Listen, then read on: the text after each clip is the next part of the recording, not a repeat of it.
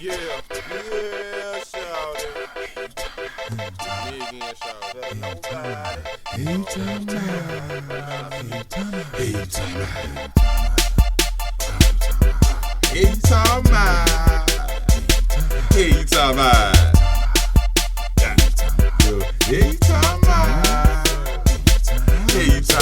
What happening? What's up, what's up? We back, Charlotte. Juneteenth edition, you know what I'm saying? It's your boy Deuce. And your girl Thea. Yes, sir. We got a special panel here today, man. I got my folk, man. I love them so much.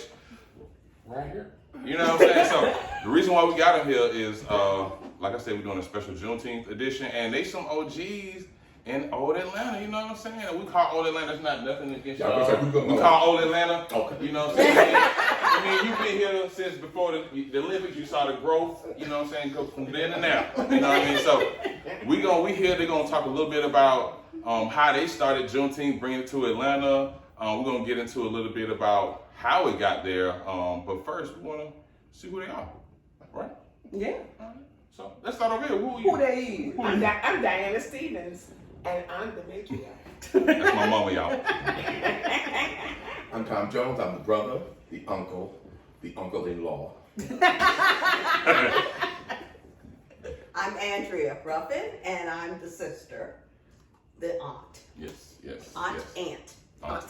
Yes. So, again, Juneteenth. So we're gonna talk a little bit about how we got there. How do we get the celebration? When I grew up, me, my sister, cousins, when we grew up within the city of Atlanta, we went to Juneteenth festivals, celebrations that they used to throw.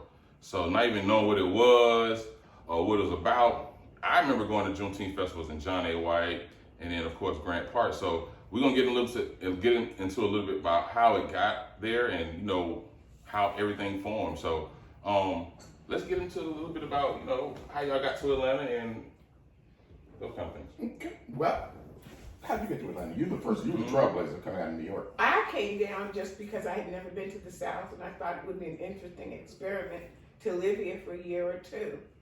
And now that was 1973. This is 2023, and I'm still here. And then we all followed her. Yeah, I came in 74, was able to get a job, and stayed. And I came in 78, 79 after I graduated from college. And you were actually worked on the very first campaign of Maynard Jackson. I did. So, I came in the first black mayor in Atlanta. Right, I came here in February of 73, and my roommate and I, we were neighbors, and we decided, let's go. This guy named Maynard Jackson is the first black person running for mayor. And so we went and volunteered for his campaign, got to know so many people, so many neighborhoods, so much history about the city, and I just became fascinated by it, and it kind of grabbed me. So, we're kind of the first generation, my sister and I, of being born and raised in Atlanta. But like I said, these some OGs, and we grew up in a special company that I want them to kind of talk about, and then that's going to segue into how we get into the Juneteenth festival. So, what's the company that you all came up with that was so big in Atlanta? It was Jumanji Productions, which over the course of some years became the third largest African American theater company in the country. But its genesis started actually. My father, who had moved down here, I think in 77 after Di came. 75. He was a doctor. He was deputy commissioner of Fulton County for health, and he was also instrumental in getting Morehouse School of Medicine off the ground. He contracted cancer in about 76, so shortly after he got down here, and in 77 had passed. So somewhere after I graduated in 78, we wanted to endow a scholarship fund in his name. As opposed to flowers, we wanted to have a living legacy. And so we tried to endow a scholarship fund in his name at the School of Medicine at Morehouse College. Which is still there today. Right. And to do that, I had written a thesis called Every Father's Child, which was about a man, which was not my father, about a man coming to grips with his own mortality. And we needed a producing vehicle. So in the other room, not this room, the other room, which would be the kitchen. My mother and I were sitting, there one day, and we were trying to figure out, okay, what, we're doing this fundraiser. It was in August of 78. what are we going to call it? What's the producing vehicle? So we started playing around with the amalgams of our family names, Jaconda, Maria, Majonda, Toe Jam, and it was everything in your mind. And Toe Jam Productions. A little funky. That's not working. So then we came up with Jomandi, Jomandi. J-O for Jones, my last name, M-A for Mom, my mother, Ann for Andrea, and D-I for Diana. Cut to a year or two later, I'm at this old Civic Center down on Piedmont in Atlanta, watching the National Dance Company of Senegal, and afterwards there was this reception, and I'm talking to the artistic director, and she said, well, what are you doing? I said, oh, well, I'm with Jomandi. She said, oh, Jomandi. I said, oh, you've heard of us. And she said, no, in one of the ancient Senegalese dialects, it means people gather together in celebration. Wow. And so at that point, we feel like, okay, maybe we're on the right track. Yeah. This is like, this is fake. We should probably do this, because it could have meant a lot of things. It could have meant nothing. An elephant going to take a dump. Elephant with diarrhea. It could have meant a lot of things. But what it meant was people gathered together in celebration, and we were happy about that. Yes, that means it was meant. So. It was meant to be. Absolutely. Yeah. So what was your role in Jomandi? Well, I was on the board. I was the secretary on the board.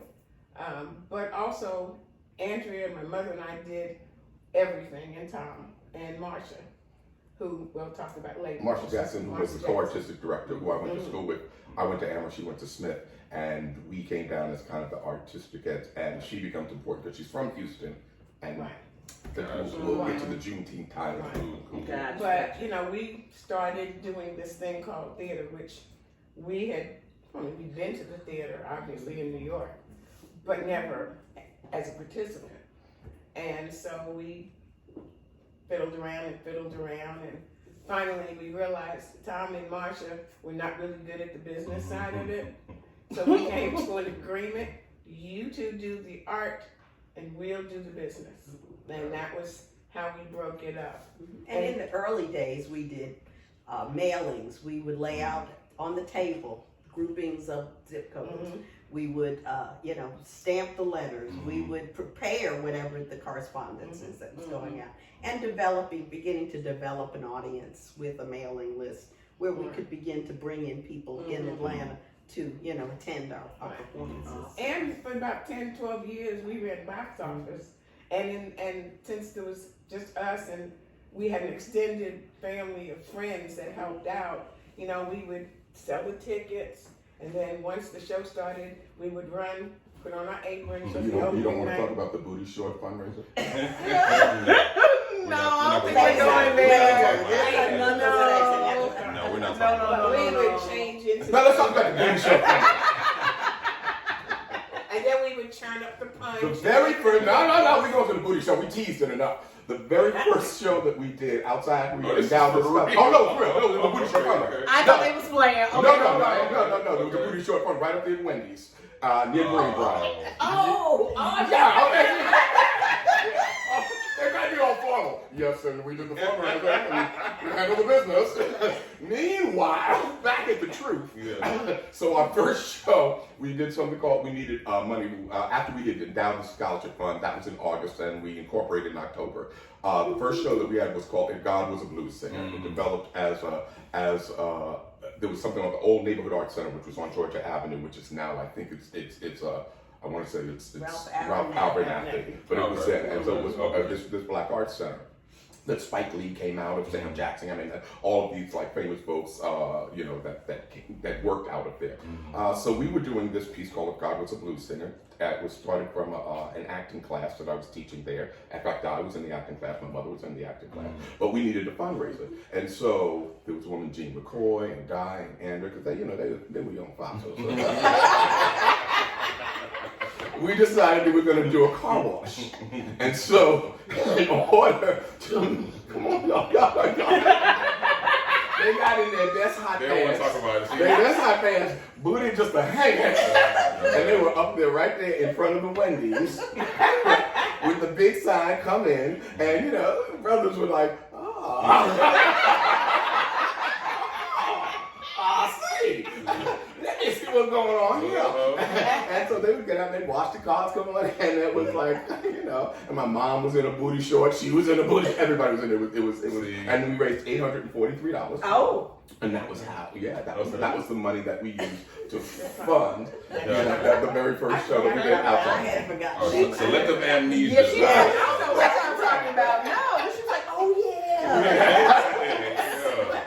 See, I gonna sound like them folks from the Freaknik documentary. Right, exactly. I wasn't in there, Trey. Right. You see how pulled they got. Oh, well, really no.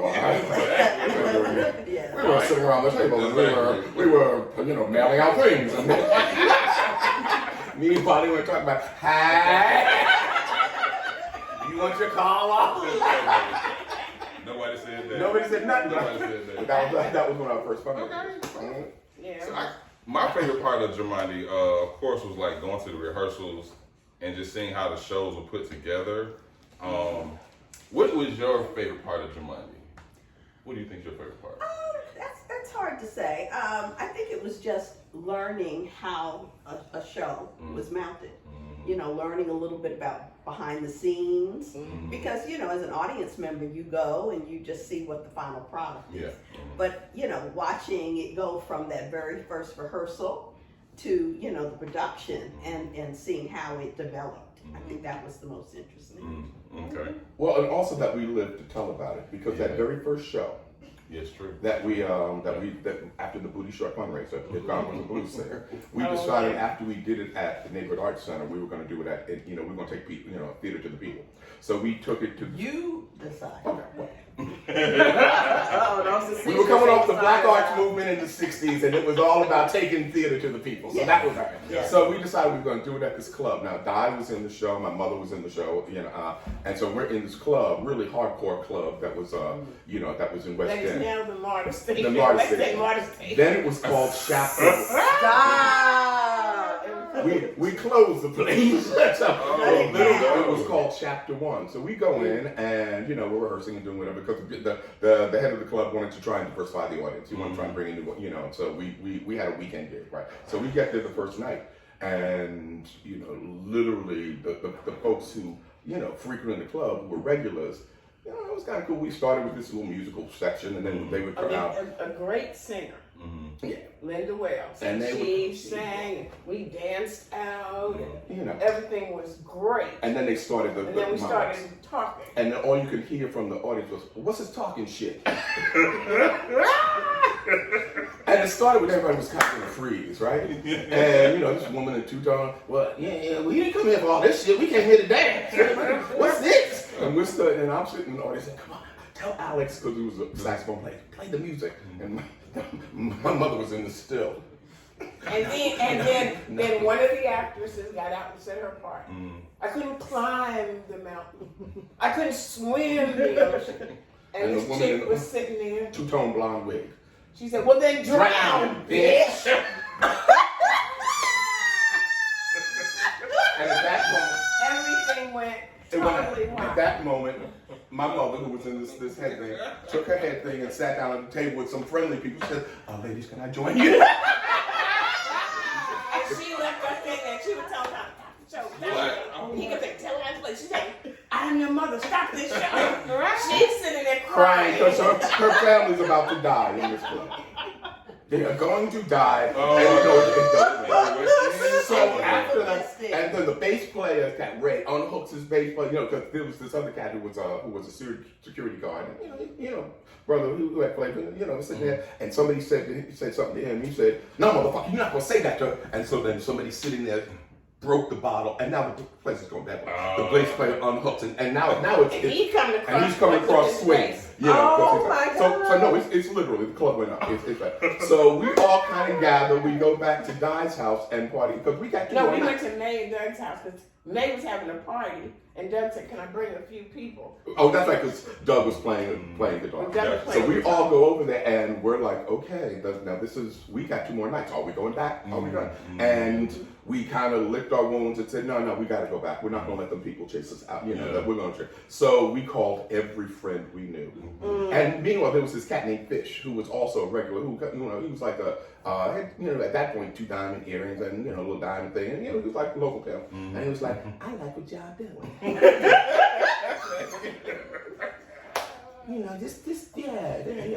This got something to it. I don't know why these motherfuckers won't let y'all perform. But y'all come back tomorrow, I got you. Right. So that was that. So we were all back going ahead. So we came back, we called every friend we knew, and everybody came strapped. So Ife, who was a wonderful supporter, who's now living in Panama, she said, don't worry, I brought my pistol. Fish, he was, and then everybody around, had, so we would go, and so little things would, people would start saying something, and Fish would get up and he'd go to the table and say, I don't think you want to say nothing, and he would show up, And so literally, by then, we stumbled all the way through it. And by the time we got through, it was like, okay, we did that. The next night it was packed, and they got a standing ovation. Wow. And at that point it was like, okay, the power of what the art can do. And but my mother said, that's fine, but let somebody else take the people. I don't want to do it. So she didn't perform for years after that. She was Traumatized. After 2 years of therapy, she was ready. Ready to come back. Wow, man, y'all always have the stories, man. Yeah, that's good. I've been with this song, I've never heard that one before. That's good. Okay, so y'all gave us a little snippet of Jumanji's earlier days and everything like that. So tell us, how did everything start with starting to do the Juneteenth celebration? Well, we started we went about 10 years, and we were trying to, at the end of the year, do something not only for, in the early days, we really couldn't pay actors. Right. So we would pay them, what we put $25 or whatever. So what we would do was we'd have a party at the end of the season, because so many of the actors stayed in the same thing, and then we would tally up what they did, and we'd give them a check of $100 or $150 from their work for the season, and we would throw a big kind of celebration dinner to just say thank you and gratitude. That then grew into this kind of ending of the year celebration for subscribers and patrons, right? And so that became the ending of the year, and we did it at various different places. And then one year it was like, well, this should probably just be an annual event. We need to do something. What do we call it? Now this is the late 80s. This is the mid to late 80s, right? And so Marsha, Marsha Jackson, who was from Houston, Texas. So going to Houston, we celebrate something called Juneteenth. I was like, what the hell is Juneteenth? And it was like Juneteenth is when the news, of freedom came to the slaves, and it was about 2 years after 1865. By the time everything in Texas is Texas big, so it takes a long time to get news.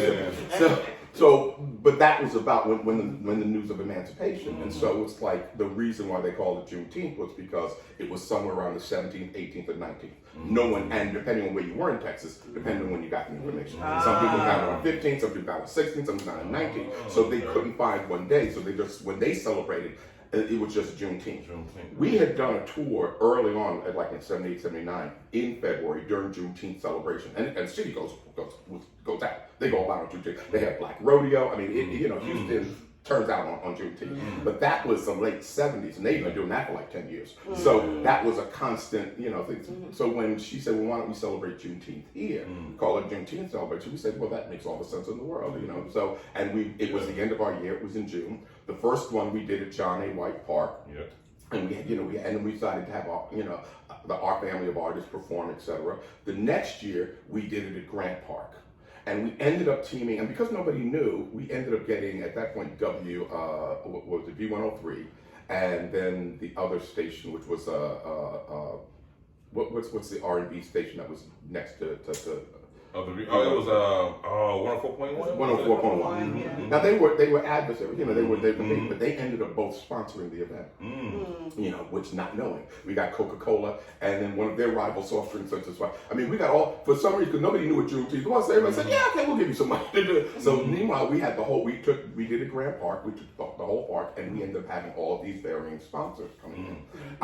So then you had V103 that was pumping it up, and then you had 104 pumping it up, and then you had the newspaper, then you had all of folks. So we looked out after a year, there were 120,000 people that showed up. They literally lined the parking lots and I-20 the streets and down I-20. They were coming out because everybody was coming into the law. It was crazy. And I looked at one of the policemen and said, so what happens if people go up? They said, oh, we just a presence.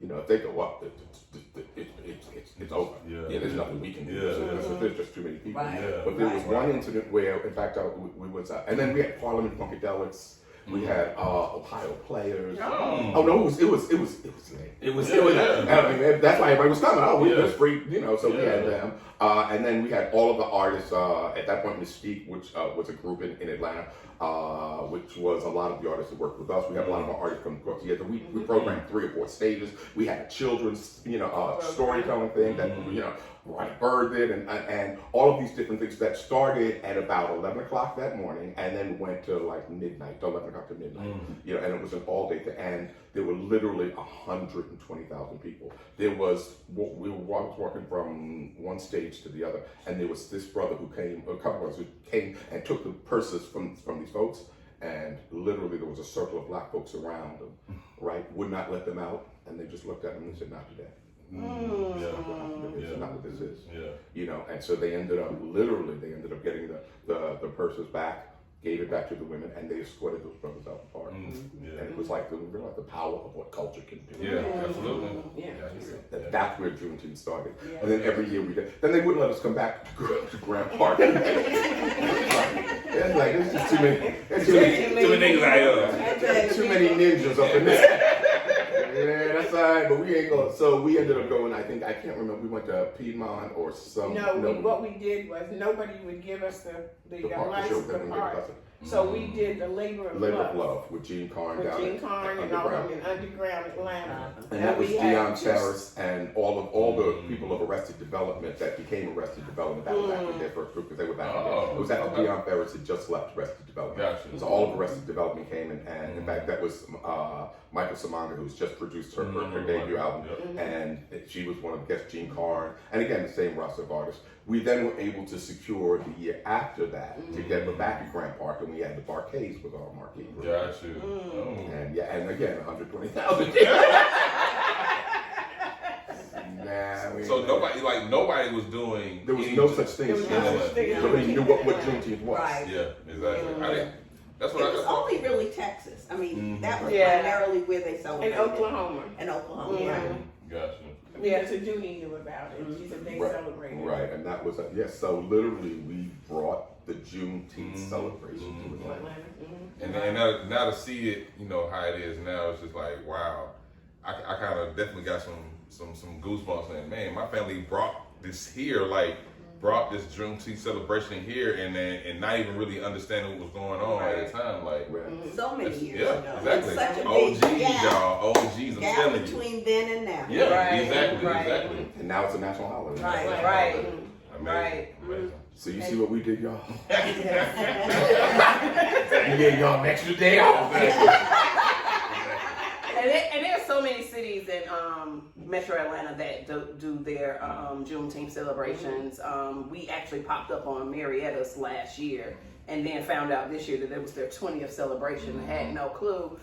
So I think a lot of it too is about getting the awareness out there about it. I know a lot of people didn't know anything about Juneteenth until it became a national holiday. Right. And even for me, yes, we went to the same schools, and yes, we were cool, but I still didn't know about Juneteenth until I went to college. So, there lies the argument for why CRT, critical race theory, is important in school. That if you don't learn about yourself, and you don't learn about it at an earlier age, there's no foundation for what, And that's why, if you don't learn that stuff, you can go for the okie doke. They can just anything, and you'll go for, that must be what the truth is. And it's not even just about us knowing it, it's about their kids knowing it. Right. The reason why there's no CRT is because the little white kids come from home, Mommy, why'd you enslave black people? Yes, you make a valid point. They don't want to let their children know about the things that their people did. But I want to follow that up with, since we've talked about the different Juneteenth celebrations that have come from what you guys have brought to Atlanta, what do you envision future celebrations being like? Now that it's a national holiday now, do we expect more awareness, more celebrations around it, more awareness? What do you guys think? Well, clearly this year there have been so many celebrations. Mm-hmm. As you said, every city around, at least in Metro Atlanta, has had their own celebration. Mm-hmm. And so I think that's important to note. Mhm. That would never have happened, I think, if there hadn't been a national holiday, Right. if there wasn't more awareness. Mhm. Now, where it goes from there, I'm not sure. I think it becomes bigger. Yeah. And then, you have your Juneteenth Day sales, like And then then we come on your couch. Exactly. Liquidation and then sale. we commercialize it. Yeah. But that's what America is. America is a land of commerce, right? So everything's going to get monetized in something. Yeah. But I don't think that diminishes in some sense what that is, because I think what it calls to attention is that you little kids have to then say, who don't know, well, what is Juneteenth and why? Right. Which means it forces you to have some. Right. Yep. Some type of conversation about And it. even if you, as a parent, don't want to have that conversation, it's all over television. Yep. Right. Yeah. Right. Never have a choice. And you really don't have a Sure, choice. yeah. And with our history, you almost have to force feed it. You do. Yeah. Because it's painful. Mm-hmm. And you have to honor what the contradiction is. You have to honor where you are complicit in in colonization, and that's a hard conversation to have with people. Right. That's why the white people excuses. Well, that was a long time ago. It didn't happen. Yeah. Who's a comedian, Michael Che, who said, whenever you talked about, when 9/11, I remember 9/11 because you never forget. Or the Jews, you never forget. And what about black people? Well, that was so long ago. Bringing it up now. Bringing up old shit. A long time ago. So Because specifically, those in power are directly responsible. Yeah. I mean, their ancestors are directly responsible for where we were. Yeah. And they're responsible. I mean, it's called systematic racism. Yeah, exactly. Right? It is hardwired into the DNA of how decisions are made. Right. And so, that's why, you look up and say, well, it's not just about, it is about protest, but it's also about if you're trying to deconstruct that. I mean, I find it like, it's so interesting right now with Trump, when we were talking about after George Floyd, defund the police, they were like, look at these progressives, defund the police. You see what they were asking? And as soon as Donald Trump gets in trouble, they say, all right, defund the Justice Department.